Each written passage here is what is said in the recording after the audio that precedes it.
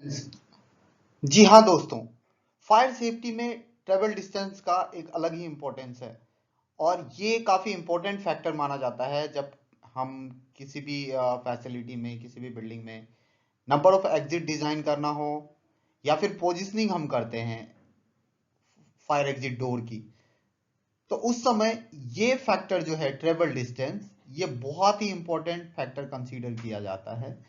तो आज इस वीडियो में हम देखने वाले हैं इंपोर्टेंस, यूज और मेजरमेंट ऑफ ट्रेवल डिस्टेंस के बारे में। नमस्कार दोस्तों, स्वागत है आपका मेरे channel fire safe India by MK पे। आइए देखते हैं इंट्रोडक्शन ऑफ ट्रेवल डिस्टेंस। तो सबसे पहले हम देखते हैं डेफिनेशन क्या होता है ट्रेवल डिस्टेंस का। The measure distance an occupant must travel from any point in a building, किसी भी ऑक्यूपेंट के द्वारा जो डिस्टेंस ट्रेवल किया जाएगा बिल्डिंग के किसी भी पॉइंट से, उसका जो मेजरमेंट होता है बिल्डिंग के किसी भी पॉइंट पे जहां पे वो प्रेजेंट है वहां से लेके अ प्रोटेक्टेड एग्जिट के बारे में हम और आगे देखेंगे, आगे के स्लाइड में बात करेंगे।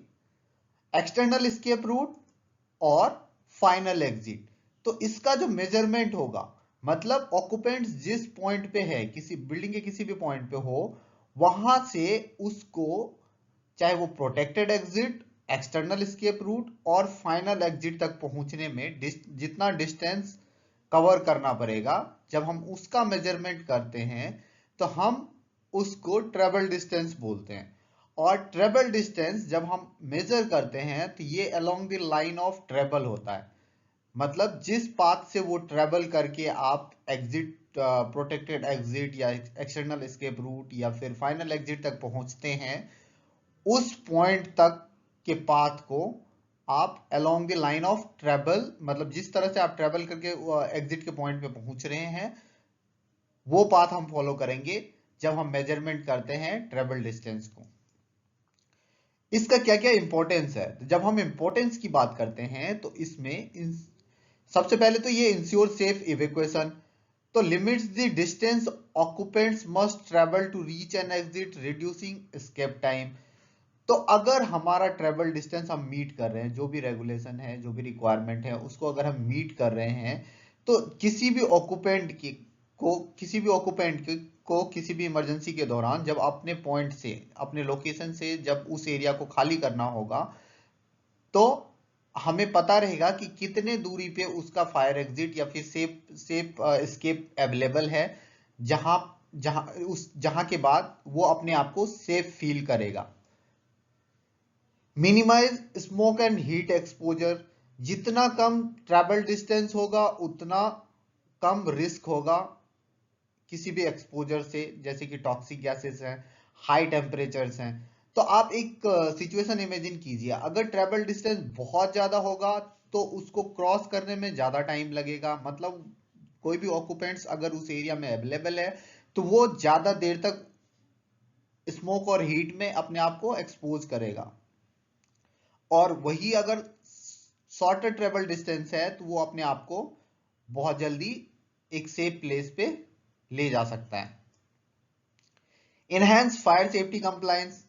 अब जब हम ट्रेवल डिस्टेंस की बात करते हैं तो ट्रेवल डिस्टेंस की सर्टेन रिक्वायरमेंट है, चाहे वो कोडल रिक्वायरमेंट हो या फिर गवर्नमेंट का कोई रूल रेगुलेशन चल रहा है, जिस भी एरिया में आप रहते हैं वहां पे जो भी लोकल अथॉरिटी का रेगुलेशन होगा या नेशनल बिल्डिंग कोड का एक रिक्वायरमेंट है, उन सब को मीट करने के लिए हमें ट्रेवल डिस्टेंस जो भी अप्लीकेबल है उसके हिसाब उसको इंप्लीमेंट करना पड़ता है साइट पे, और इससे हमारा जो कंप्लायंस लेवल है वो इनहेंस हो जाता है।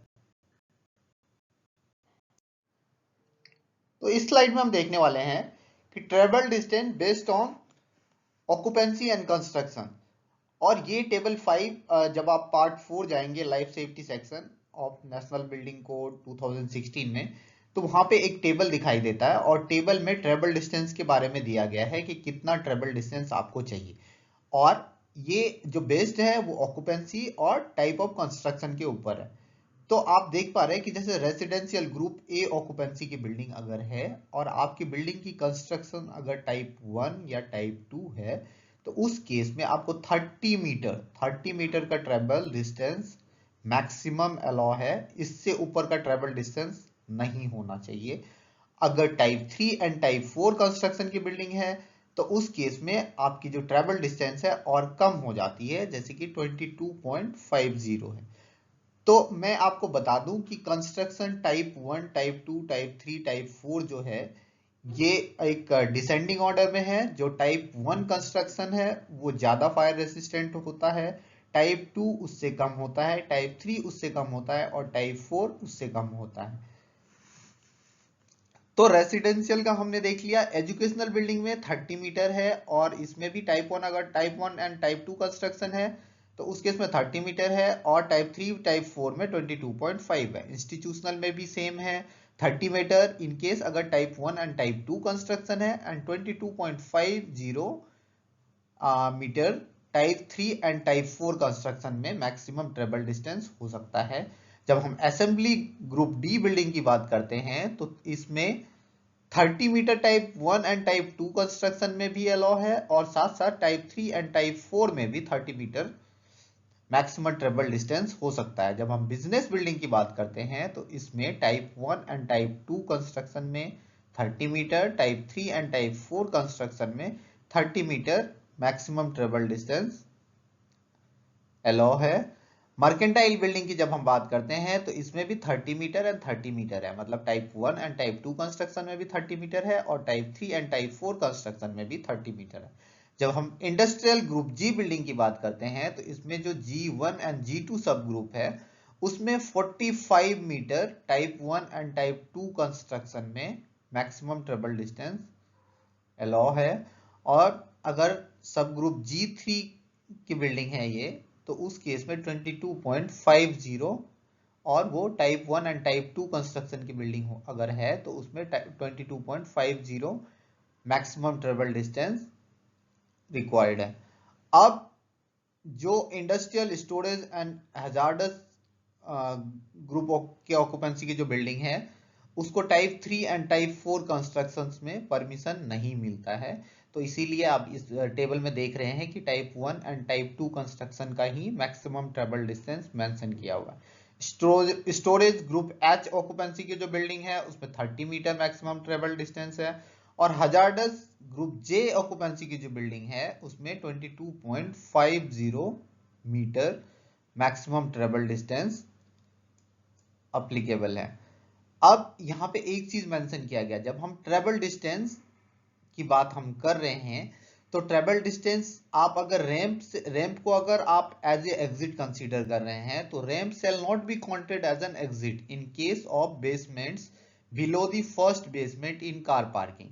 मतलब टिल फर्स्ट बेसमेंट आप रैंप को एज ए एग्जिट कंसीडर कर सकते हैं, लेकिन बिलो फर्स्ट बेसमेंट किसी भी कार पार्किंग का आप उसमें रैंप को एज ए एग्जिट कंसीडर नहीं करेंगे। वो यहाँ पे इसलिए मेंशन किया गया है क्योंकि जब हम ट्रेवल डिस्टेंस की बात करते हैं तो हम जो नियरेस्ट एग्जिट होगा उसको कंसीडर करते हैं। तो रैंप को कैसे काउंट करना है एग्जिट में, ये इसके बारे में बात कर रहा है। अब ट्रेवल डिस्टेंस एक और फैक्टर पे डिपेंड करता है। अगर आपकी बिल्डिंग फुल्ली स्प्रिंकलर्ड है तो उस केस में travel distance may increase by 50% of the specified values. अब यहां पे मे लिखा हुआ है, मे मतलब आप कर सकते हैं, ठीक है। तो मैक्सिमम हम 50% तक इंक्रीज कर सकते हैं, ट्रेवल डिस्टेंस जो लिमिट है उसको हम 50% इंक्रीज कर सकते हैं। तो अगर स्प्रिंकलर कवर्ड आपकी बिल्डिंग है तो उस केस में जैसे रेसिडेंशियल में आप देख पा रहे हैं कि 30+15 टाइप 1-2 कंस्ट्रक्शन में, टाइप 3 एंड टाइप 4 कंस्ट्रक्शन में 11.25 हमने और ऐड कर दिया है 22.50 में। तो ये टोटल जो भी निकलेगा, आप जैसे देख रहे हैं फर्स्ट वाले में 45 मीटर निकल रहा है और जो नेक्स्ट वाला है उसमें 33.75 मीटर मैक्सिमम ट्रेवल डिस्टेंस आ रहा है। तो मैंने इसमें प्लस करके 50% प्लस करके ये टेबल को रिवाइज किया है ताकि आप लोगों के माइंड में और मतलब ये समझ में आ पाए ज़्यादा और आपको बेटर क्लैरिटी मिले। और लास्ट में नोट वही है जो प्रीवियस स्लाइड में था कि ramp shall not be counted as an exit in case of basement below the first basement in car parking. First basement अगर कार पार्किंग का है तो वहां तक आप रैंप को एग्जिट कंसीडर कर सकते हैं, बिलो फर्स्ट बेसमेंट आप उसको एग्जिट में कंसीडर नहीं करेंगे। अब ये स्लाइड जो है ये काफी इंपॉर्टेंट है, जैसे कि ट्रैवल डिस्टेंस का हम यूज क्यों करते हैं। सबसे पहले जब हम ट्रैवल डिस्टेंस का यूज कर रहे हैं तो सेफ इग्रेस रूट हम डिसाइड कर रहे हैं, डिटरमाइन कर रहे हैं। ये डिजाइन के स्टेज पे जब हम किसी फैसिलिटी या बिल्डिंग को डिजाइन करते हैं तो उस समय हम ये डिटरमाइन करने की कोशिश करते हैं कि सेफ इग्रेस रूट क्या होगा।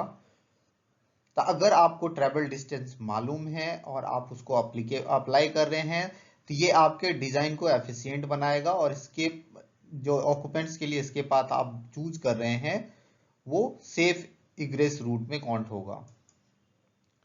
कंप्लायंस जो हम पहले भी बात किए कि कंप्लायंस जैसे कि एक तो एनबीसी की रिक्वायरमेंट है और एनबीसी के रिक्वायरमेंट के अकॉर्डिंग और जो भी लोकल अथॉरिटी का रूल अगर कोई और अप्लीकेबल है तो उस केस में जो भी कंप्लायंस है जिस भी एरिया में आप रहते हैं आप ट्रैवल डिस्टेंस को मीट करेंगे तो आपका कंप्लायंस जो है फायर कोड से रिलेटेड, फायर सेफ्टी कोड से रिलेटेड वो इंप्रूव होगा और इंश्योर होगा। एग्जिट प्लानिंग, प्लेसमेंट की प्लानिंग। अब जब हम ट्रैवल डिस्टेंस मेजर करते हैं तो आपने देखा कि प्रोटेक्टेड एग्जिट की हम बात कर रहे हैं तो हम एग्जिट की पोजीशनिंग भी डिसाइड करते हैं ताकि हमारा जो डिस्टेंस है, ट्रैवल डिस्टेंस, जो मैक्सिमम ट्रैवल डिस्टेंस अप्लीकेबल है उसके विद इन लिमिट में हो। चाहे एग्जिट हो, स्टेयरवेल हो या रिफ्यूज एरिया हो, तो इन सब की जो प्लानिंग होती है, प्लेसमेंट जो होती है, उसमें ये फैक्टर जो होता है काफी यूजफुल है।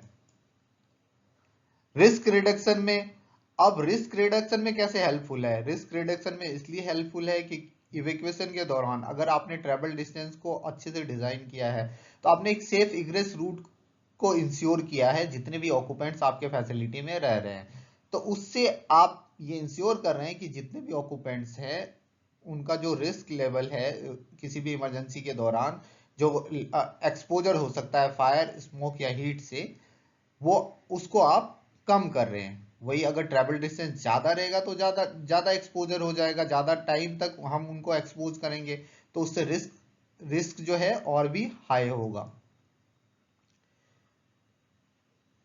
अब स्प्रिंकलर सिस्टम इंपैक्ट। अब ट्रैवल डिस्टेंस अगर आपको इंक्रीज करना है तो उस केस में आप स्प्रिंकलर को इंस्टॉल रखते हैं। तो जो फुल्ली स्प्रिंकलर बिल्डिंग है इससे क्या क्या हो रहा है कि आपका स्प्रिंकलर सिस्टम के डिजाइन पे भी इंपैक्ट हो रहा है। तो ये कुछ यूज है जो ट्रैवल डिस्टेंस का हम करते हैं और ट्रैवल डिस्टेंस का जब हम यूज करते हैं तो इन सब फैक्टर में हमें ट्रैवल डिस्टेंस का यूज करना पड़ता है, चाहे वो डिटरमाइनिंग सेफ इग्रेस रूट हो गया, compliance with fire related code हो गया, एग्जिट की प्लेसमेंट प्लानिंग में हम इसको यूज करते हैं, risk reduction, sprinkler system impact. कुछ टर्म हमने यूज किए थे जब हम डेफिनेशन के बारे में बात कर रहे थे ट्रैवल डिस्टेंस के, और वो टर्म थे protected exit, external escape route और फाइनल एग्जिट, जो जिस पॉइंट तक हम ट्रैवल डिस्टेंस को मेजर कर रहे थे। तो फर्स्ट हमने यहाँ पे एक प्लान लिया हुआ है, एक फ्लोर प्लान है। तो जो हम प्रोटेक्टेड एग्जिट की बात कर रहे हैं अभी जो ये प्लान है इसमें जो प्रोटेक्टेड एग्जिट है वो कौन सा है? स्टेयरकेस है। तो अब स्टेयरकेस का जो ये डोर है जो कि डेफिनेटली फायर डोर होगा क्योंकि ये प्रोटेक्टेड एग्जिट में हमने इसको कंसीडर किया है। तो ये फायर डोर जो है, इस फायर डोर में मतलब एग्जिट स्टेयरकेस के फायर डोर तक, अब यहां तक हम मेजर करेंगे ट्रैवल डिस्टेंस को। सपोज करते हैं, अभी हम सपोज कर रहे हैं कि हमने एक पॉइंट कंसीडर किया, किसी भी रूम में एक पॉइंट कंसीडर किया, वहां से हम चलना शुरू किए, लाइन ऑफ ट्रेवल जो है हमारा, वहां से हमने चलना शुरू किया। अब यहां से मैं सोच रहा हूं कि ये वाला जो है हमारा सबसे नियरेस्ट प्रोटेक्टेड एग्जिट है। तो अब ये इस प्रोटेक्टेड एग्जिट के कारण हमारा जो ट्रेवल डिस्टेंस है अभी क्या हो रहा है, उस रूम से जो नियरेस्ट एग्जिट स्टेयरकेस का फायर डोर है वहां तक हमने इस पाथ को जो कंसीडर किया वो हमारा ट्रेवल डिस्टेंस होगा। लेकिन अगर दूसरे सीन में क्या होगा, अब हम ये कंसीडर करते हैं कि हमारा जो ये कॉरिडोर है, कॉरिडोर भी हमारा प्रोटेक्टेड एग्जिट है, protected sorry fire resistant enclosed route है। जैसे पहले वाले केस में एग्जिट स्टेयरकेस को हमने सिर्फ कंसीडर किया था कि वो फायर रेसिस्टेंट है, फायर रेटेड कंपार्टमेंट में है। लेकिन अब हमने केस 2 में क्या कंसीडर किया कि हमारा जो कॉरिडोर है वो भी फायर रेसिस्टेंट इनक्लोज्ड रूट है।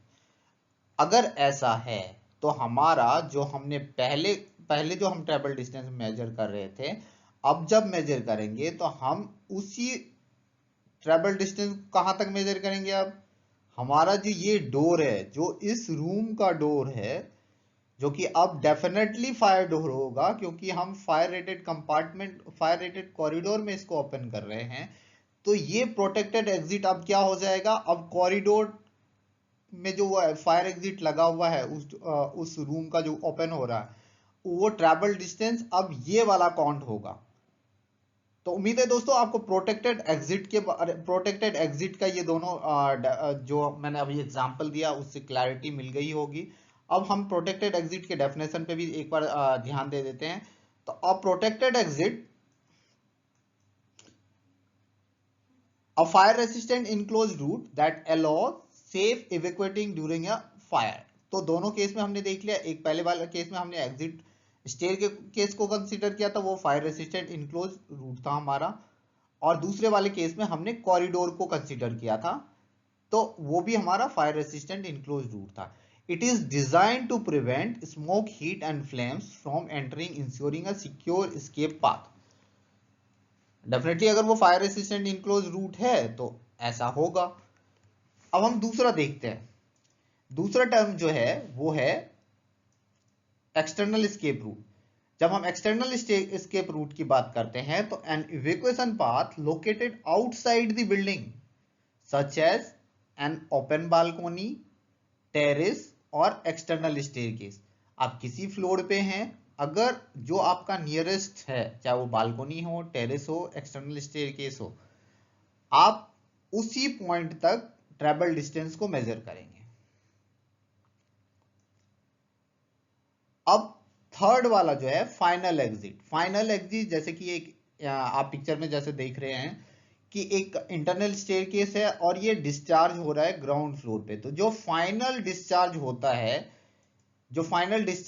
है, ये जो डोर है, जो फाइनल डोर है, इसको हम फाइनल एग्जिट बोलते हैं। जो येलो से मैंने हाईलाइट किया है ये फाइनल एग्जिट हो गया, और ये कहां पे निकल रहा है, ये बाहर के साइड में निकल रहा है। अब last point of an escape route where occupants leaves the building. ये लास्ट पॉइंट है क्योंकि इसके बाद बिल्डिंग से वो बाहर जा रहा है। To reach a place of ultimate safety, ये अल्टीमेट सेफ्टी हो गया। जो पहले हम देख रहे थे प्रोटेक्टेड एग्जिट में, प्रोटेक्टेड एग्जिट या फिर हम एक्सटर्नल स्टेयरकेस में अपर फ्लोर पे जाके एक्सटर्नल स्टेयरकेस में जा रहे थे, तो उस केस में जो हम पहुंच रहे थे, क्या पहुंच रहे थे, प्लेस ऑफ रिलेटिव सेफ्टी पहुंच रहे थे। लेकिन जैसे ही हम बिल्डिंग से बाहर चले जाते हैं, चाहे वो ओपन एरिया हो, स्ट्रीट हो या असेंबली पॉइंट पे, तो हम उसको प्लेस ऑफ अल्टीमेट सेफ्टी बोलते हैं। तो फाइनल एग्जिट मतलब किसी पॉइंट, जिस लोकेशन पे आप हैं वहां से जो मेजरमेंट करेंगे आप ट्रेवल डिस्टेंस कौन से पॉइंट तक करेंगे, जो आपका फाइनल एग्जिट है। तो ये पॉसिबल कब होता है, जब ग्राउंड फ्लोर पे आप रहते हैं, तो उस समय आपको फाइनल एग्जिट डायरेक्ट आप बाहर ही चले जाते हैं। तो ये फाइनल एग्जिट का पॉइंट भी आप ट्रेवल डिस्टेंस में वहां से इसको काउंट कर सकते हैं। तो 3 टर्म हमने यूज किए थे, protected exit, external escape route और फाइनल एग्जिट। जब हम ट्रेवल डिस्टेंस को मेजर करते हैं तो इन तीनों पॉइंट तक हमें पहुंचना रहता है। इस स्लाइड में हम देख रहे हैं, जो कि इस वीडियो का आखिरी स्लाइड होगा, जब हम मेजरमेंट ऑफ ट्रेवल डिस्टेंस, जब हम ट्रेवल डिस्टेंस को मेजरमेंट करते हैं तो आपको एक चीज ध्यान रखना है कि हम हमेशा ट्रेवल डिस्टेंस को मेजर करने के लिए along the line of travel path को अपनाते हैं। जैसे फर्स्ट पिक्चर में आप देखिए, फर्स्ट पिक्चर में क्या हो रहा है, ए जो है, अब इस रूम में कोई है, ठीक है, जो ए वाला पाथ आप देख रहे हैं, इधर से चला, एग्जिट में गया, और उसके बाद ये वाला पाथ उसने अपनाया, और ये वाला पाथ अपना के वो डायरेक्ट कहाँ चला गया, स्टेयरकेस के पास चला गया, जो कि डेफिनेटली एक प्रोटेक्टेड एग्जिट होगा। तो ये वाला पाथ हमें कंसीडर करना है ट्रेवल डिस्टेंस के लिए। जो मेजरमेंट में हम काउंट करेंगे, ये वाला पाथ कंसीडर करेंगे जो हाईलाइट किया हुआ है। अब दूसरा सीन देखते हैं, इसको हम मेजरमेंट करने के लिए अगर आप ये वाला तकनीक अपना रहे हैं, जैसे कि ए से हमने क्या किया, डायरेक्ट एक लाइन लिया और यहां तक इसको मेजरमेंट कर लिया, तो ये वाला रॉन्ग मेथड है, ये मेथड रॉन्ग है, क्योंकि जब भी हम ट्रेवल डिस्टेंस को मेजर करते हैं वो along the line of travel measure करते हैं। अब हम दूसरे वाले केस में देखते हैं, एक और एग्जांपल मैंने लिया है, वो है आप अब देखिए, आप x जो है इस कॉर्नर में है, हाइलाइटर में ले लेता हूं, x इस कॉर्नर में है, यहां से ये स्टार्ट किया, यहां चला, अब गेट के थ्रू जा रहा है, क्योंकि कोई भी आदमी जब हम along the line of travel की बात कर रहे हैं तो हम गेट से ही आएंगे, हम गेट से आ रहे हैं, सीधा आ रहे हैं, और उसके बाद ये वाला पाथ अपनाया, ये वाला पाथ अपनाया, ये वाला पाथ अपनाया, और यहां करके फिर हम एग्जिट तक पहुंचे। अब ये कंप्लीट जो डिस्टेंस होगा, जो हमारा डेफिनेशन था, किसी भी ऑक्यूपेंट को जितना ट्रेवल करना पड़ता है पहुंचने के लिए, कहां तक, प्रोटेक्टेड एग्जिट, फाइनल एग्जिट, या फिर एक्सटर्नल स्टेयरकेस तक। तो यहां तक पहुंचने के लिए जितना ट्रेवल उसको करना पड़ा, इसी डिस्टेंस के मेजरमेंट को हम ट्रेवल डिस्टेंस बोलेंगे। तो इस केस में जितना भी डिस्टेंस उसने ट्रेवल किया उसको प्लस करके हम यहां पे ट्रेवल डिस्टेंस हमारा हो जाएगा। और फर्स्ट वाले केस में क्या था, a प्लस बी प्लस सी, ये डिस्टेंस जितना भी होगा वो हमारा शॉर्टेस्ट डिस्टेंस होगा, ट्रेवल डिस्टेंस। तो उम्मीद है दोस्तों, अब नेक्स्ट टाइम जब आप ट्रेवल डिस्टेंस किसी भी डिजाइन को रिव्यू कर रहे हैं, या फिर आप प्लान कर रहे हैं, एग्जिट को पोजिशनिंग कर रहे हैं, तो उस समय आप जब ट्रेवल डिस्टेंस को देखेंगे, ट्रेवल डिस्टेंस के बारे में सोचेंगे, तो आपकी क्लैरिटी बेटर होगी। और इस वीडियो से आपने बहुत कुछ सीखा होगा मुझे लगता है, और मुझे भी बहुत मजा आता है जब मैं आपके साथ वीडियो शेयर करता हूं, तो मैं खुद भी सीखता हूं, और मेरी कोशिश होती है कि मैं आप लोगों को भी शेयर करूं, ताकि आप लोग भी अपने नॉलेज को इनहेंस कर पाएं।